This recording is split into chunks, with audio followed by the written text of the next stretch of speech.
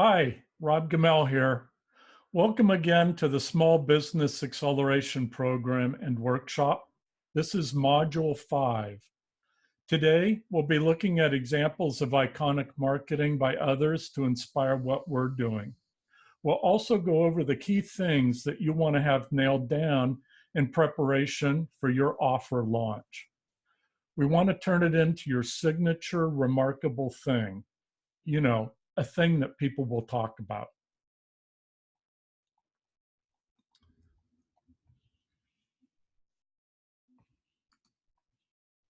So our goal, to deliver a dramatically improved product or service, right? That your best customers, clients, and patients feel good about paying you for and paying you well. Remember, you're here to think differently about how to get there and how to get there quicker. That's our objective. A quick reminder of Apple's pillars and their evolution. It all started in 1977 with these three phrases. One, empathy, which has now evolved by my definition to the creation of loved products and experiences. Number two, focus, which is now about keeping it as simple as possible, no matter how complex whatever the product or service or experience might be, for everyone's benefit, especially yours. And then lastly, what was originally defined as impute, I believe now more accurately is be iconic, be memorable, be relevant to your target audiences, especially those who represent your best customers, clients, and patients. Okay, quick review of where we are in the course. In weeks 1 and 2, we focused in on what you do best, who values it, how it can be more focused. And then in weeks 3 and 4, last week, we improved your new product or service and developed ideas and thinking around that, put them on paper. And then we modeled them, or we thought about how we can model those for improvement in other aspects of your business. So this week, we're kicking off the final phase, and we'll be focusing on polishing your offer and also doing the planning required so that you can have a really excellent implementation execution, so that the people who are receiving it, they walk away saying, wow, that exceeded my expectations. That was pretty remarkable. We will also be focusing in on best SMB. Of course, SMB stands for small business, small and mid-sized businesses, on the marketing tactics that make the most sense and are the quickest to deploy. And then lastly, how to actually launch it and get it out there and working for you. Okay? Today, we'll be reviewing more specifically the message platform and finalizing that. Hopefully, you've been iterating it and improving it as we've been working along. Then we'll go over the offer preparation and refinement of it so that you can finalize that. And then we'll zero in on the marketing of it, how to keep it simple, the execution of it, selling it, and introducing it. So these were some of the assignments that we gave last week. So this week, we want to nail those down, do any final tweaking, and we want to validate, make sure we've thought it, all of these through, and that they're ready for prime time, essentially. Okay, so where we want to start, of course, is with the message platform. This is the touchstone that you'll be using to craft what you'll be saying and what you'll be sharing with folks as you walk through it. Of course, at the top is your vision, and then it's followed by your promise. The promise, of course, is what you deliver, and it's what gets people to reach for their wallets or click a button or sign up, whatever it might be. Pardon me. And then, of course, there's the hook, which is our fun way and catchy way of getting people to remember what we do, what we stand for, and to care about us maybe a little more deeply on an emotional level. And lastly, of course, there are the benefit claims. So these are really focused in on, you know, what's in it for me and delivering on that, the promises that were set with the hook and the other promise claim. And then, of course, the proof points, which make everything tangible. You can touch it, feel it, taste it, smell it, and so on. Okay, so again, we've gone through this exercise. Here's an example of one for a real estate agent. I'm not going to go through the whole thing, but you'll want to have yours handy as you're completed this week's assignments. So the first thing that we'll want to review and see if we've got it nailed is your offer name. Does it create a strong and positive mental image for people? Here's an example of a pop-up ad for joining a club. So if you go to Ray-Ban Sunglasses website, most likely, unless you're already a member, you'll be presented an opportunity to become a member of their club that'll give you special privileges and access to customized glasses, different entertainment and cultural events and things that Ray-Ban is associated with, or they're sponsoring, or they're affiliated with, as well as additional benefits and insights in travel, sports, entertainment, that type of thing. And of course, when they're doing the periodic promotion, or there's a discount, or you can do some gift buying, that's been promoted there too. Now, they're targeting Gen X right now, which is a generation that's, you know, very interested in audio, sensory stuff, music, whatever it might be, and very touchable things. So you can see that there's some of that personality being expressed here with the name that they've given it. They're calling it the Ones. So the Gen X is very individualistic. So they're playing off on that. So the second thing they've done is they've kept it super simple. You know, I look at the image and I go, okay, that looks like a concert. You know, sign me up. I'm interested. The Ones, that's great. It feels like it's about me, and it's a little hard to read, but you know, another part of the promotion is how to make you feel like one in a million, and they've got some customization things around their glasses tied to it. So they're tying it all together and keeping it simple at the same time. The other thing to keep in mind as you're developing your name or evaluating it is you don't want to come up with a name that people need to have spelled online or in a phone call or that type of thing. You want it spelled just the way it sounds, so it's easier for people to remember. It's also easier for them to find online down the road when they might be Google searching it. So I have to admit, I've come up with some names in the past that had interesting word or character plays, or maybe there was a character missing. This was really popular in naming startup businesses 10 and 15 years ago. And, you know, it was problematic. So if you can, use real words spelled just the way they sound, okay? All right. So secondly, we want to have a good offer description.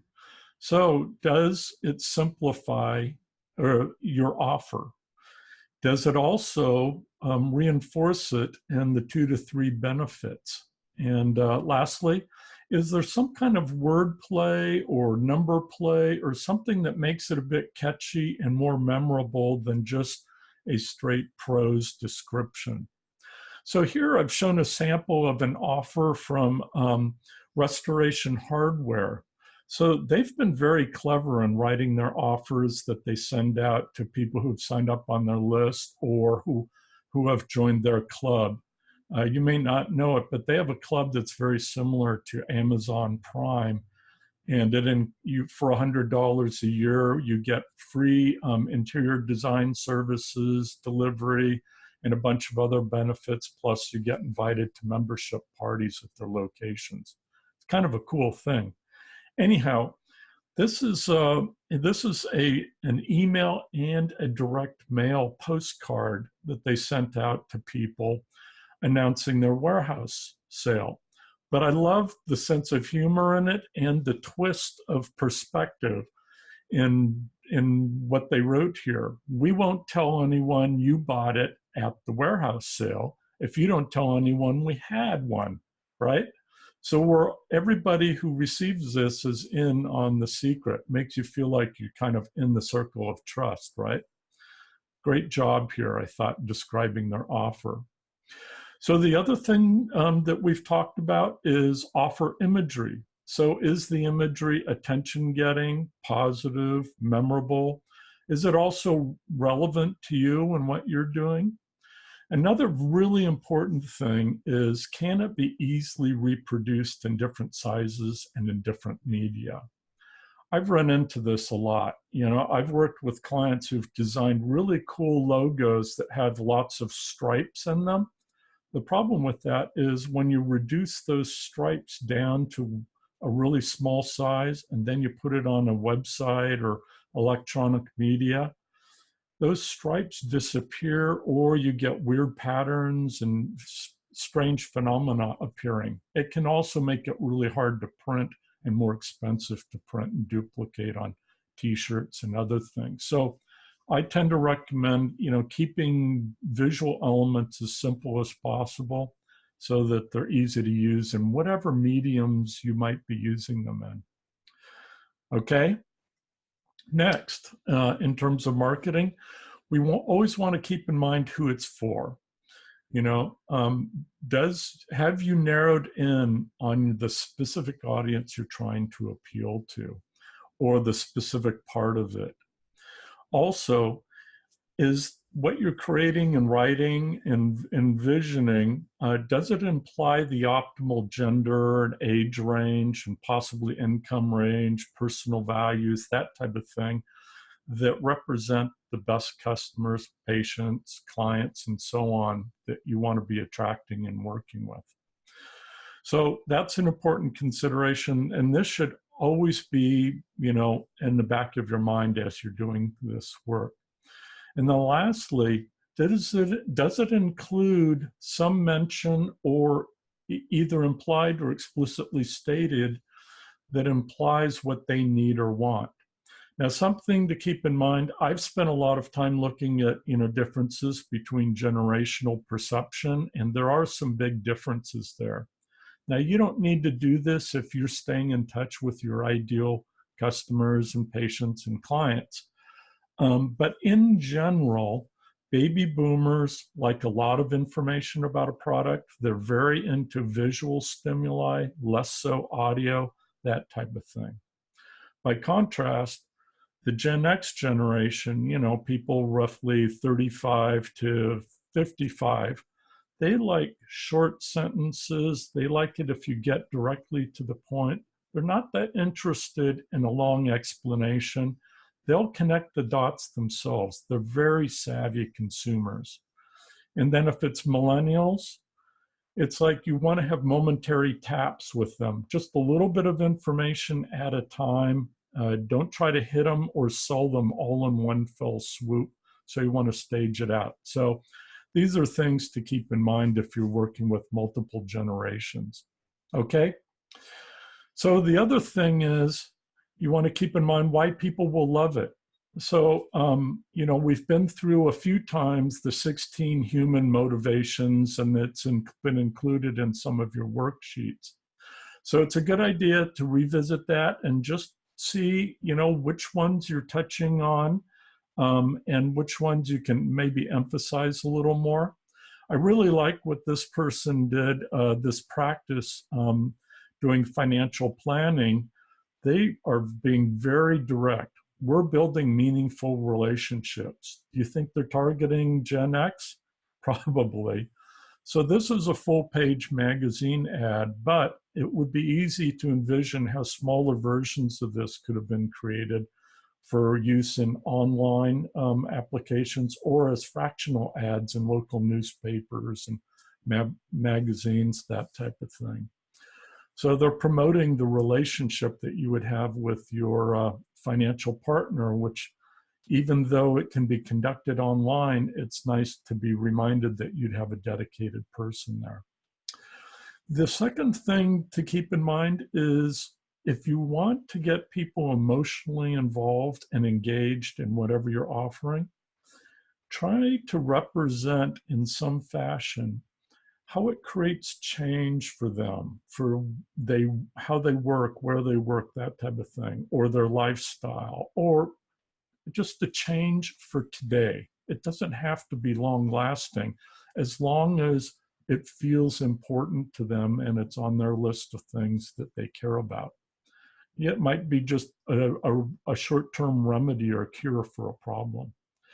And then, of course, if there's a lasting benefit, by all means, mention that, because then you can often charge a premium for that because it has much longer lasting value. All right. Next, let's focus in on what you're delivering and evaluate that. So what you've described, does it cover the whole service or product being delivered with enough detail? So again, you need to be a little cognizant here of which generation you're going to be targeting. But on the right, we have an example of how this was expressed. So these were targeted at younger boomers and boomers, and maybe older Gen X too, people who owned a home and wanted to update the landscape in the yard, but they didn't necessarily want to go out and hire a professional for, thousands of dollars. So we put together this postcard. It was a direct mail program. And on the front, you can see that it's all about getting a custom garden designed. And it can happen fast and as quickly as a week. And it's online. So what we do on the front is we walk you through the 3 steps and we show you exactly what the user interface looks like for it. We show you the documents that you would be sent. And then we show you, hypothetically, what your new landscaping could look like. It's always nice to paint a picture of the final result for people. And on the back, we've got the promotion for the offer, custom plans starting at $199. You can try it online right now for free. So there's some immediate gratification. And then we walk through the takeaways and the benefits from it. It's quick, it's affordable, and so on. And then there's a big call to action. Click on this button, Habitat Design. And you can kind of see it peeking out behind on the right. We even had a QR code. So if you had your mobile device, you could just take a snapshot of that QR code and you'd automatically go to the mobile optimized website to learn more about it.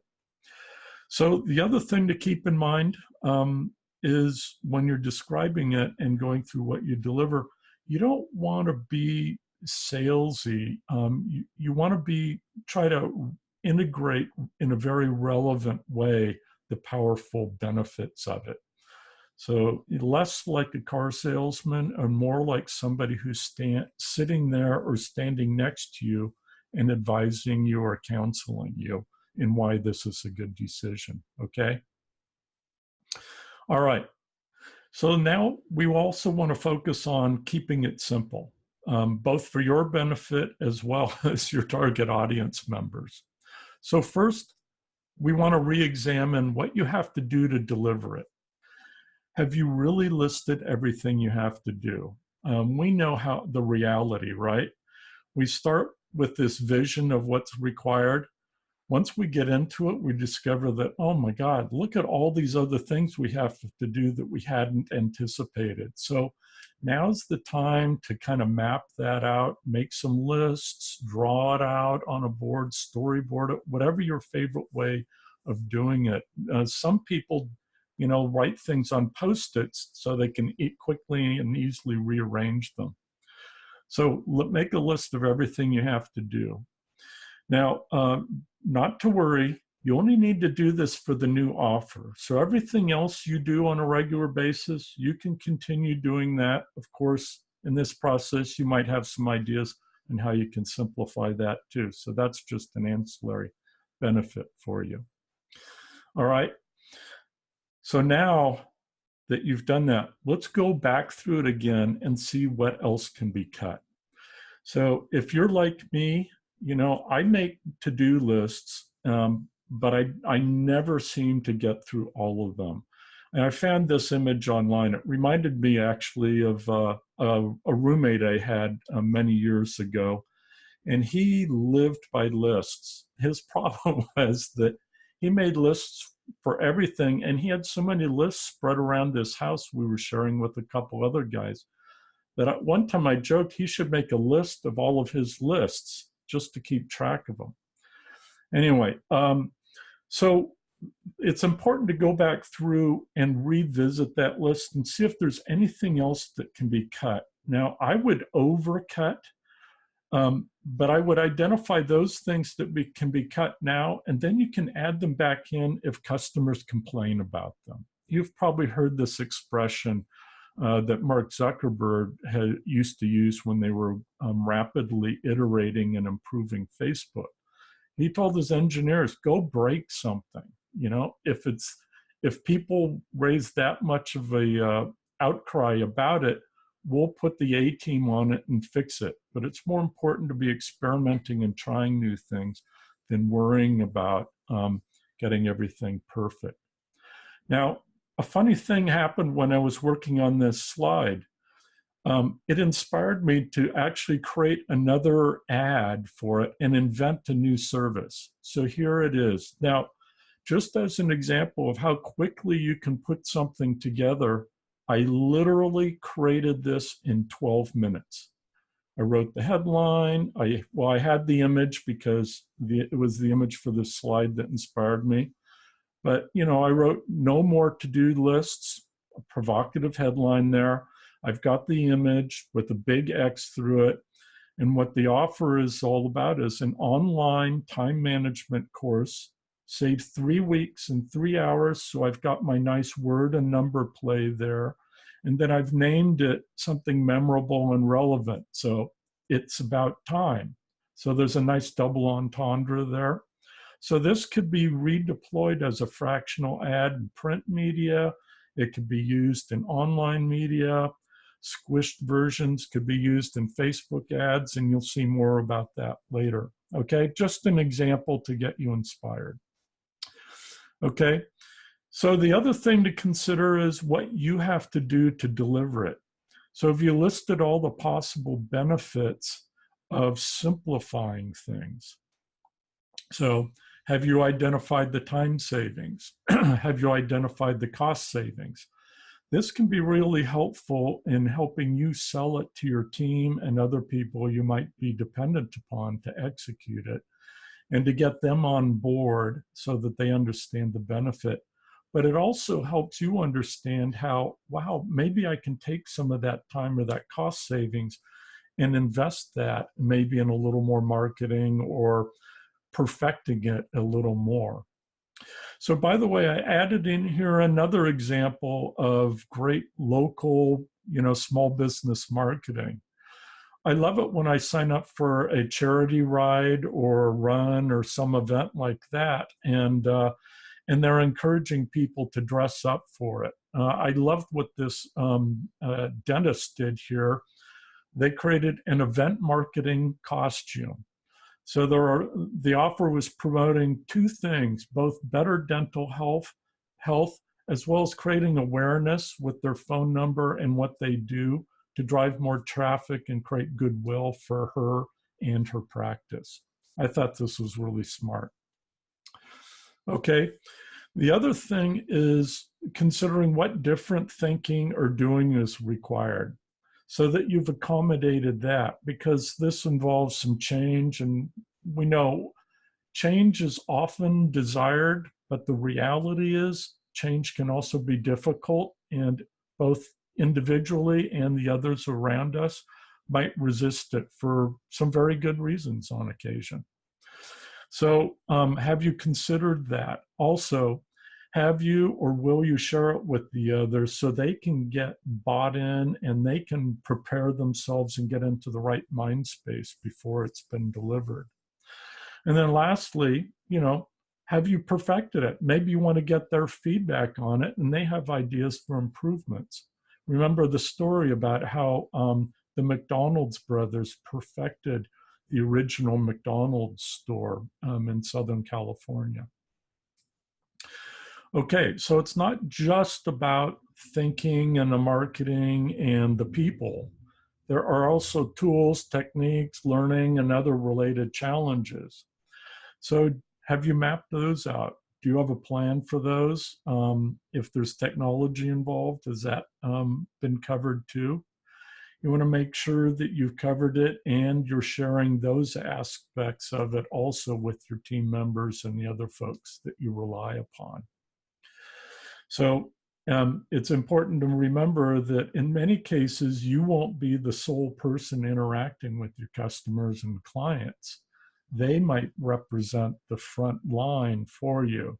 So you want to make sure that they're as excited and pumped up and motivated as you are. Okay? All right. Now, there are definitely going to be some additional impacts. So have you calculated the costs that will be incurred, both the short and the long-term ones? Now, you don't need to create a spreadsheet or do any of that, but just make sure that you've figured it out and calculated it. Also, I always like to estimate what I think the return on investment will be before I pull the trigger. It just makes me feel that much better. I also like the discipline of thinking about what that time frame might be. You know, for this dollar that I'm spending, do I expect to make $2 back or $3 or so within a month or 3 months? Or is it going to be a brand-oriented thing? So the payback might be over a year or two. So those are also important considerations in scaling your offer and keeping it more reasonable.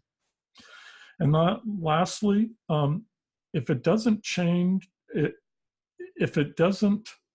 what you do, you know, does it make business sense? So that's always important to consider here also. All right, now we want to consider it from the customer, client, and patient's perspective. Have you calculated the dollar value of what you're being delivered or the offer? Or is there a range? You know, for some services and products or experiences, there can be a massive range. That's fine. You just want to make sure you've kind of mapped that out in your minds and you know how to express that so that when you're questioned or you want to give somebody the rationale that they will use to sell somebody else who may be as a stakeholder in the decision, that they're armed with the rationale, the rational explanation for it, as well as the emotional benefits of it. Okay?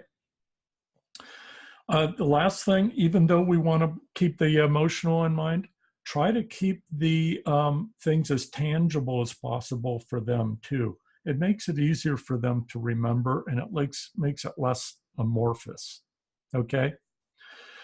Then as you're going through that, you also want to consider the effort required on their part.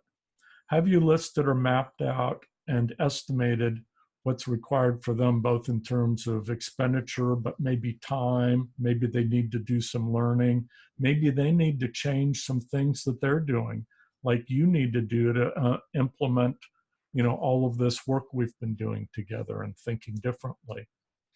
So those are important to consider so that you can address any of those issues that might be raised and arm them to explain it and justify it to other people.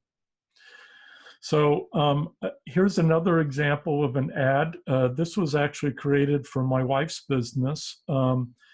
Last holiday season, it was a fractional ad, but it could have easily been used online with some reformatting and eliminating a few things.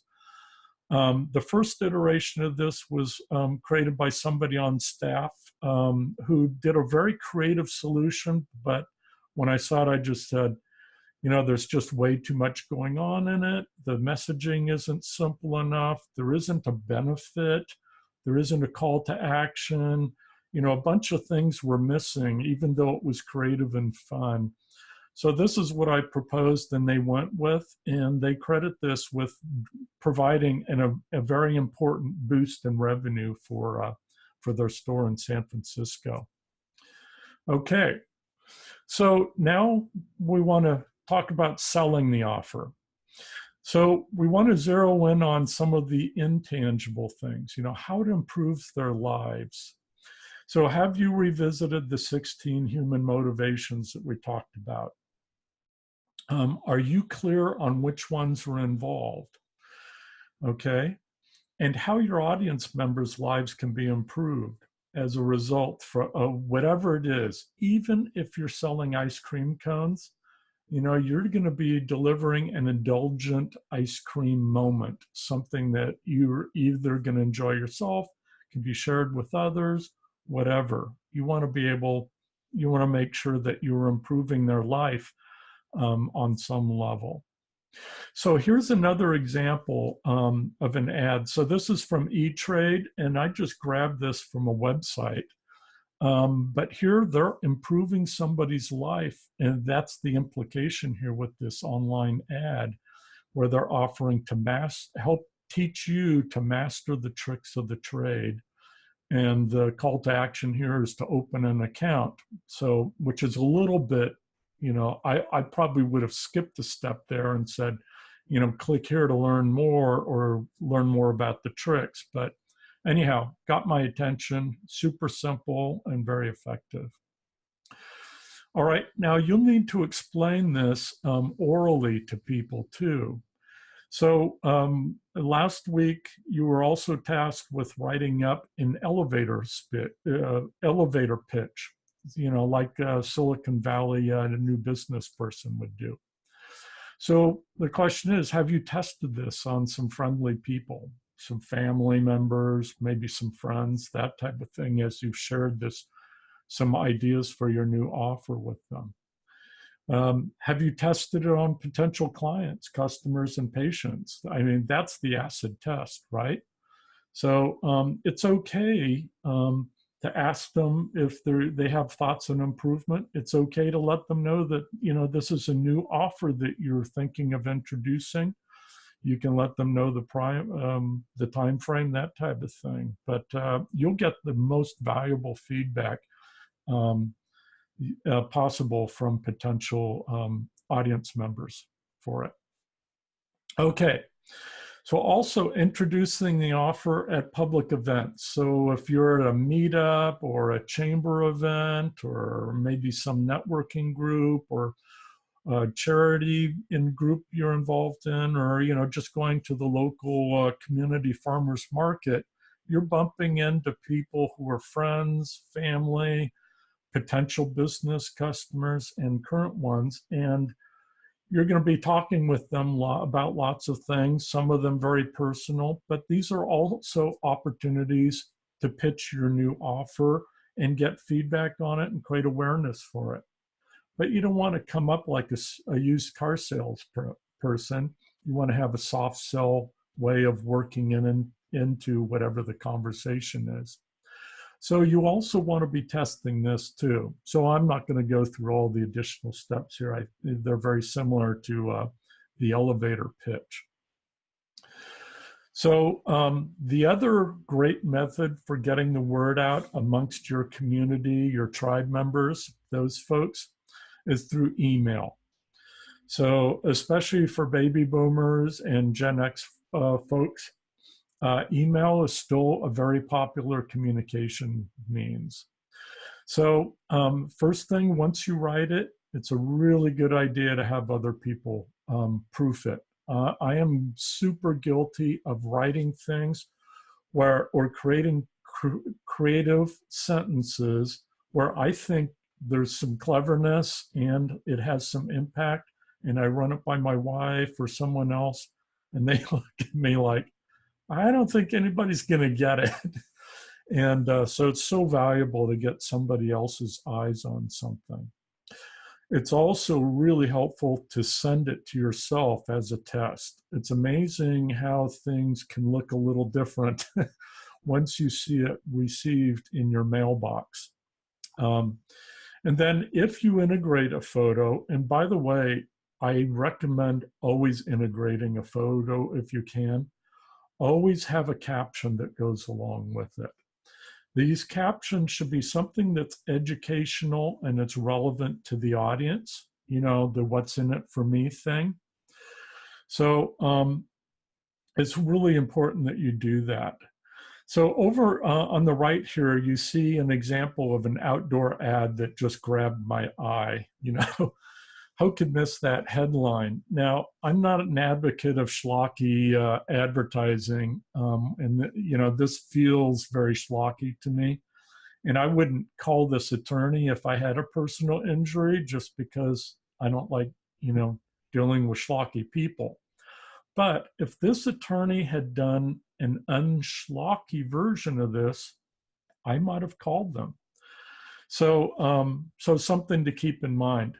By the way, regarding captions, a little known thing is that captions are read 2 to 3 times as frequently as body copy in ads, advertorials, web pages, whatever the medium is. People will read captions, especially if they're paired with a compelling image. Not only that, they will remember those captions. Testing has revealed that they have 2x the memorability of captions, particularly when they're paired with images. So if you don't do a great job on the body copy, at least make sure you're doing a great job with the image and the captions, okay? All right. So now we want to put together the simplest possible marketing plan to get this new offer out there amongst your target audience. So we've talked about this previously, but let's just revisit it very quickly. So where are they? What are they doing? What are they thinking and feeling? Where do they seek validation? They're not just going to trust you unless you're a master marketer and salesperson, but typically they're not just going to trust your opinions and your pitch. They're going to seek third-party validation from other people. So where do they go for that? And then where do they get the solution? You know, do they get it from you one-on-one? Do they go to your office, your store? Is there a mutual facility where this happens, a park, what have you? Or is it an online thing or through your mobile phone, so on? So here's a quick way to map this out and do a little brainstorming on it. I'm in the worksheet I'm going to be sending you today. I will have a little template in there for you that allows you to just fill in the blanks here. So imagine you're an accountant. You focus on small business owners, often solo practitioners. Some of them have offices, some don't. So the first question is, you know, where are they when they're thinking, wow, I really need an accountant or I need to change accountants? So, you know, the most likely places that I wrote in here: at the office, home office, on the road, and so on. So then the next question, what are they doing? Okay, they're dealing with finances. They're thinking about finances. They're commuting, and you know, finances are top of mind. What are they thinking and feeling? Well, if they're at the office, they might be dealing with a, you know, an immediate problem. They may be feeling ill-equipped to solve it. If they're away from work, but they haven't been able to resolve it, so now they're worrying about it. They can't solve it, but they're, you know, they're worrying about it. They're obsessing about it. They might be commuting and thinking about it. So where do they get the solution? Well, if they're at the office and it's a shared office, you know, they could potentially talk to colleagues, or they might go online. If they're at home or they're in their home office, you know, it might be word of mouth. They might be calling somebody, you know, talking to somebody who's there, getting their opinion. Again, it's likely they'd be going online. If you're in a car, hey, there's radio. Radio is a great way to get informed about products and services. as well as outdoor advertising. You saw the park bench that I just showed. Some businesses do really well with outdoor advertising. In the past, we showed, an outdoor ad for Mary's Pizza Hut.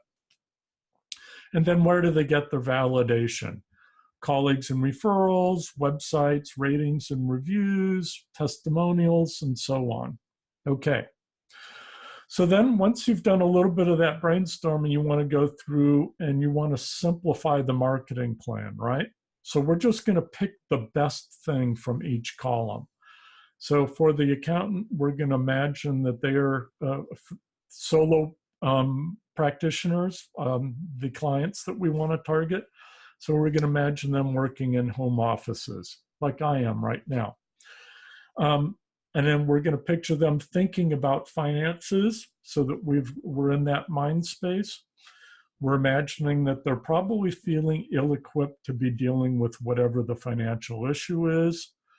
They're probably going to be most likely to talk to some other people in a networking group or reach out to people they know locally by phone or email, but they are also likely to go online, do some searching, or look at ads that pop up, alongside some searches they're doing. And then, of course, they will be looking for validation. So they might go to that accountant's website to check them out, see if they seem like they're a good fit. They might be checking out ratings and reviews for them on Google or Yelp or Yahoo. And they might be checking out reviews that some of their past clients have written up and doing that type of thing. So that helps us focus our thinking about the marketing plan. Okay, so now we want to nail down the marketing tactics that we want to use. So here I have ranked them for you on which ones are the most effective and have the greatest efficacy for the investment and the time that you put in versus the payback that you get, short-term and long time. Number one, it's just really hard to beat personal selling and WOM, which is word of mouth, okay? This is referral marketing. This is talking to people, relationships, and getting recommendations and being the recipient to them. There is the highest level of trust imbued in this style of marketing and selling. Number two is event marketing. So if you're at an event, you have an opportunity to meet with people, depending on what the situation is. You could be wearing a costume, you could have a stand, have a banner, you could be walking around handing out flyers and business cards. You could actually have samples of your products. If you have a new drink or something like that, you could have a backpack and be walking around handing out free samples. So event marketing is super powerful. A lot of the success of Red Bull, the energy drink, was driven by event marketing. Lots of services use event marketing very effectively, particularly people in professional services. The next most effective is email marketing. It's just hard to beat email for getting your word out there amongst people you've already established connections with.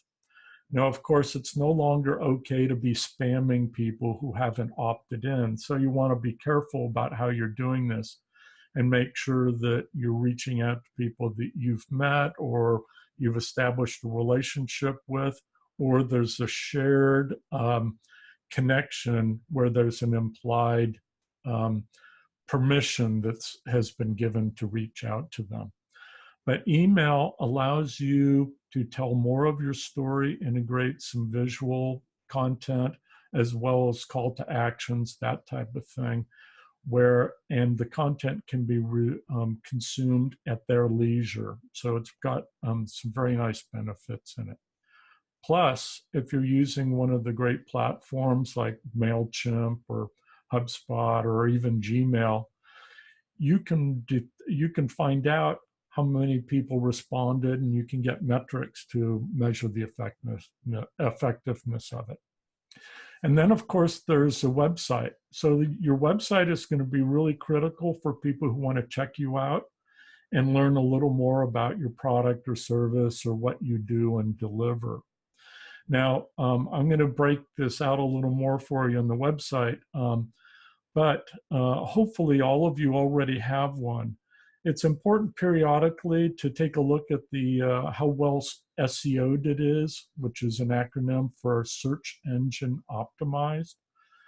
So, which is an engineer's description of just making sure you have the right words and phrases that your audience members might use when they're doing a Google search for your business. It just improves the likelihood that you'll show up on the first page or two of the search results.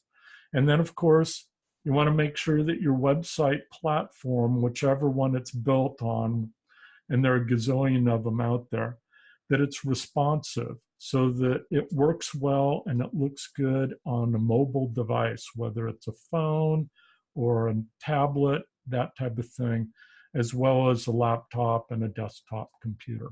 Okay? And then there's advertising. So advertising has a bad name because it's been abused and people have wasted a ton of money on it. But the fact is, the savviest marketers around still spend money on advertising. Even people who prided themselves on building their business initially, never doing advertising, they all eventually advertise.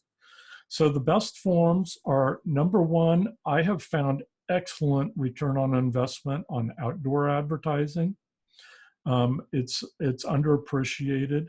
Another is local, in local newspapers, publications, flyers, coupon things, Valpak, whatever. There are a bunch of them that are pretty good for getting the word out and creating awareness for what you're doing.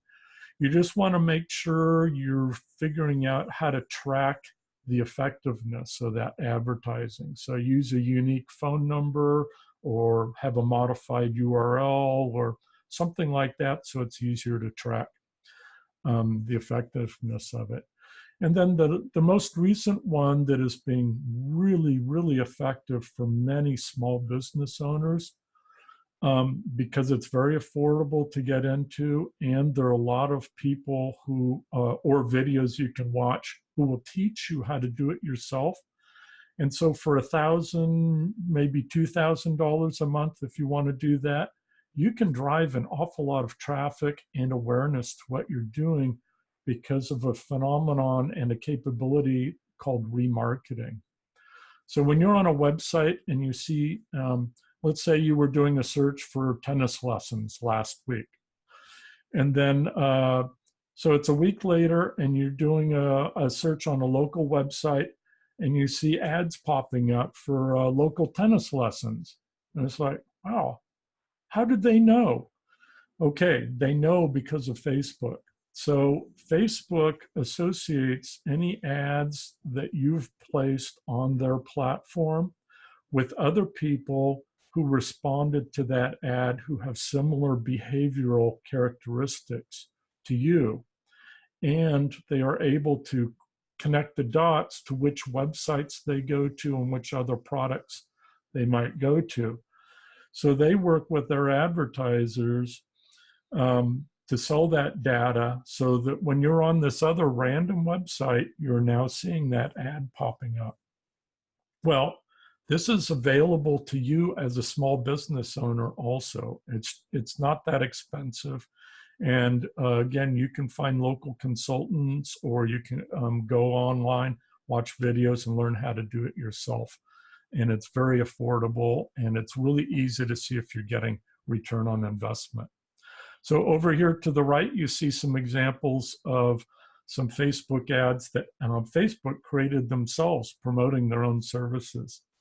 So what I like about these is that in a very small space, they've created some iconic imagery.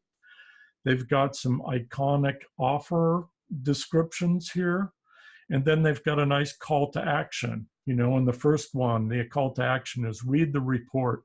In each of these cases, So they're not selling you something here, they're educating you so that you're a better informed consumer of their advertising.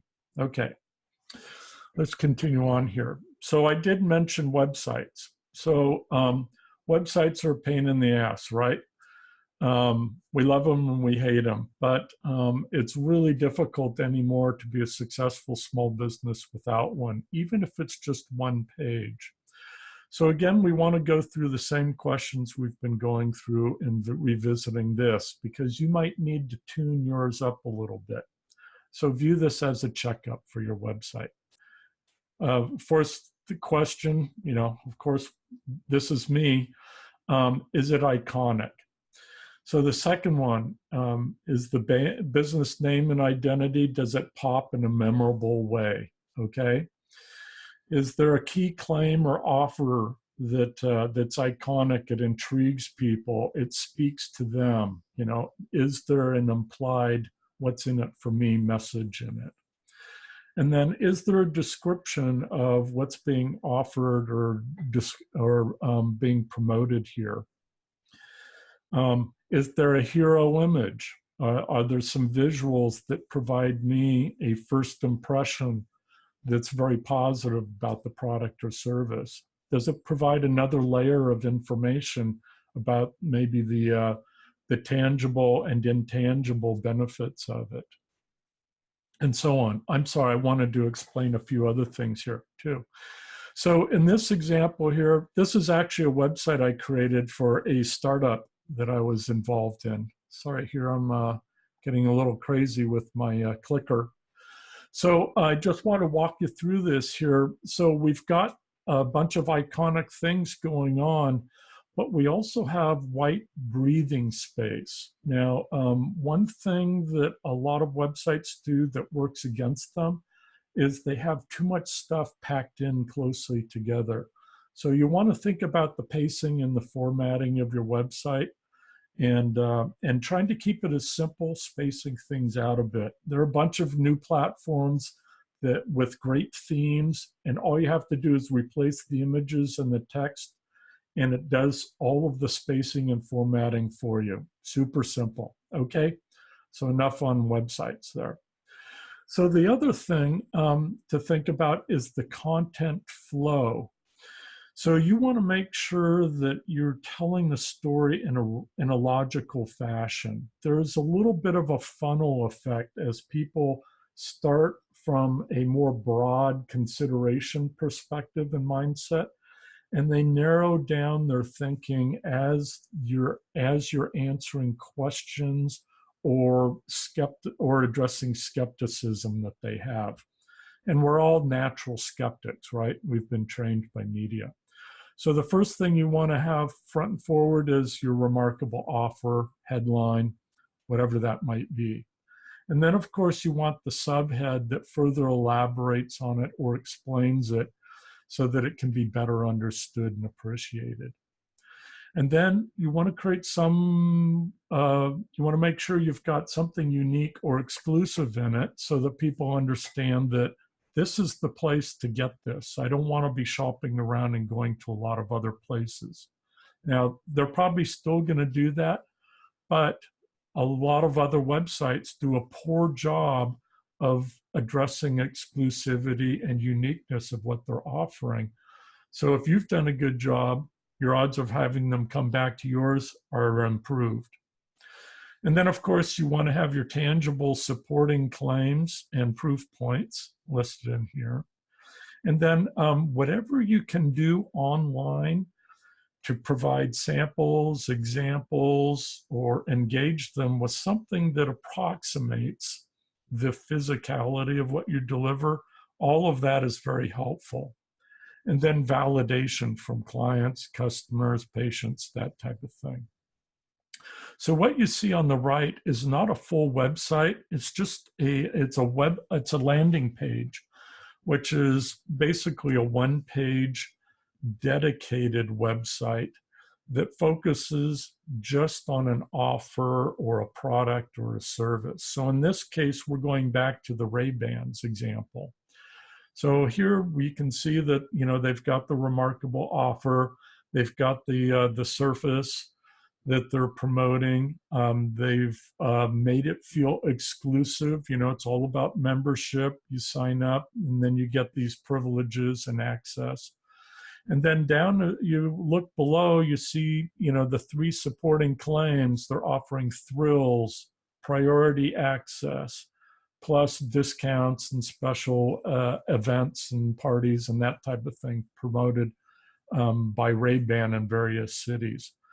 And then they don't do it on this website, but you've seen it many times. They might have some testimonials from people who've gone there, or there might be different organizations and associations or clients whose logos are listed and often horizontally in a band. So that provides the validation. And then, of course, in this example, we've got multiple calls to action. So as somebody's scrolling down the website, there are multiple opportunities for them to act on the offer that's being promoted here.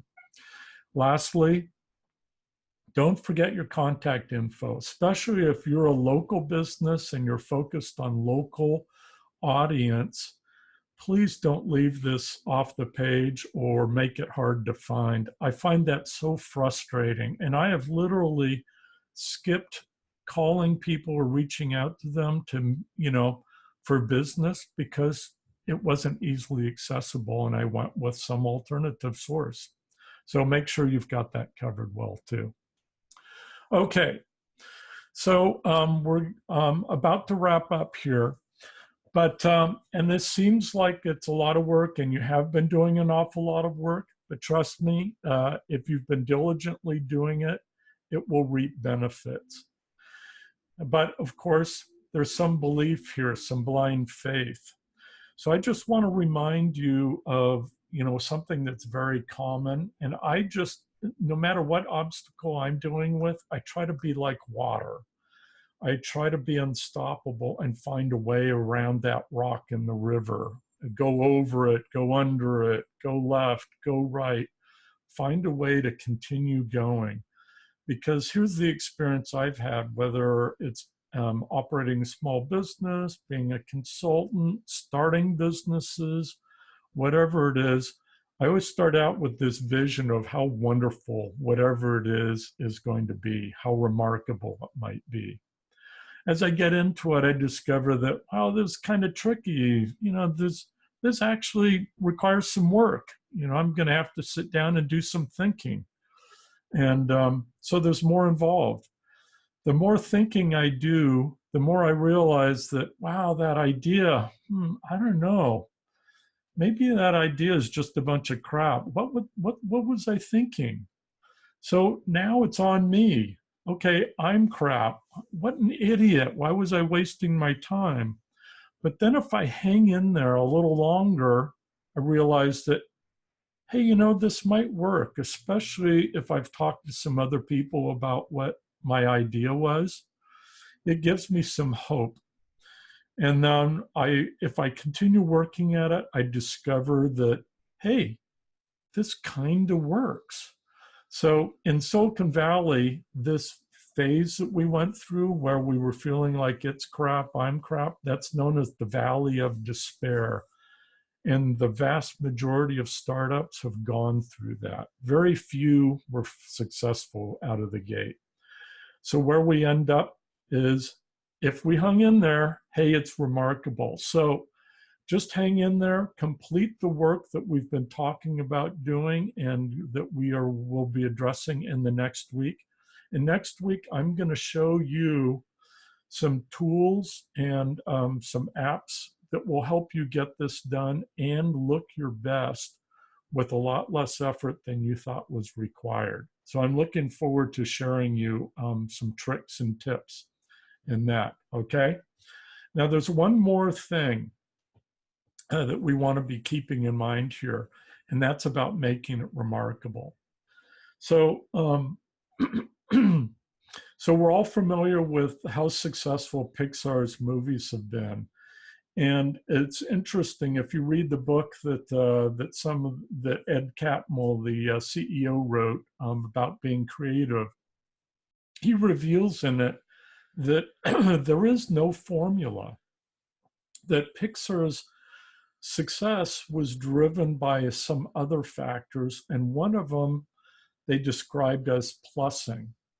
So to make the process, the creative process, as collaborative and fun and friendly as possible, but still demanding the best work out of all the individuals and the studio, they developed this plussing process, which they describe as using words and phrases differently, thinking in terms of, not in terms of silencers, expressions that quiet people, but amplifiers. So instead of saying yes, but, say yes, and.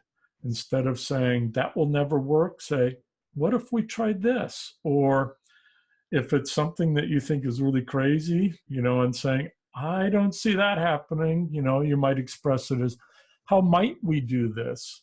Or we're not staffed for that, let's try to reallocate. So being creative, being friendly, trying to focus on the positive.